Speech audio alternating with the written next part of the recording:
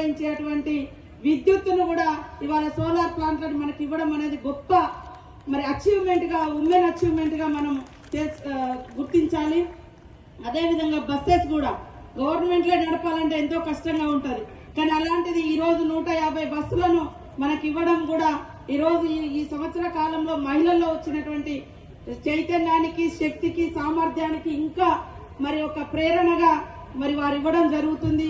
ఈ వ్యాపారాలను మనమందరం కూడా అద్భుతంగా నిర్వర్తిస్తూ ఎవరికి కూడా తక్కువ కాదు అనే విధంగా మహిళా శక్తి నిరూపించి ఈ సమాజంలో మేము సగం, అన్ని రంగాలలో కూడా మేము సగం, ఆర్థిక వ్యవస్థను కూడా ఇంట్లో ఎట్లయితే చక్కబెడుతున్నామో సమాజంలో కూడా ఆ రకమైనటువంటి వ్యాపారాలను చేస్తాం, ఆర్థికంగా రాణించగలుగుతాం, ఈ సమాజ అభివృద్ధిలో భాగస్వాములమవుతాం అనే విధంగా ప్రతి మహిళ ఇంకా ముందుకు రావాలని కోరుకుంటూ మరి రాబోయే కాలంలో 1 కోటి మంది మహిళలు కావాలి.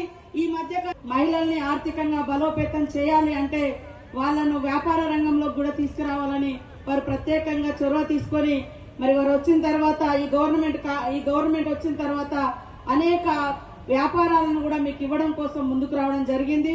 గతంలో మనం ప్రకటించినటువంటి 17 రకాల వ్యాపారాలతో పాటు 1000 మెగావాట్ల విద్యుత్తును ఒక ఆదాయంలో దాదాపుగా 1,00,000 మంది కొత్తగా మహిళలు మన సంఘాలలో చేరడం జరిగింది. 1 కోటి మంది మహిళలు తప్పకుండా కోటీశ్వరులుగా ఎదగాలని మిమ్మల్ని అందరినీ విజ్ఞప్తి చేస్తూ ఎప్పుడు కూడా మరి ప్రభుత్వ పెద్దలు, సీఎం గారు, డిప్యూటీ సీఎం గారు, టోటల్ గవర్నమెంట్ కూడా మన మహిళా సంఘాలకు మరి సపోర్ట్ గా ఉన్నందుకు ప్రత్యేకంగా వారికి ధన్యవాదాలు తెలియజేస్తూ మహిళలు తక్కువ కాదు, అన్ని రంగాలలో మేమున్నాం అనే విధంగా మన యొక్క శక్తి నిరూపిస్తూ ఈ సమాజ అభివృద్ధిలో అగ్రభాగాన మహిళా శక్తి, ఇందిర మహిళా శక్తి ఉండాలని కూడా కోరుకుంటూ అందరికీ నమస్కారాలు, ధన్యవాదాలు.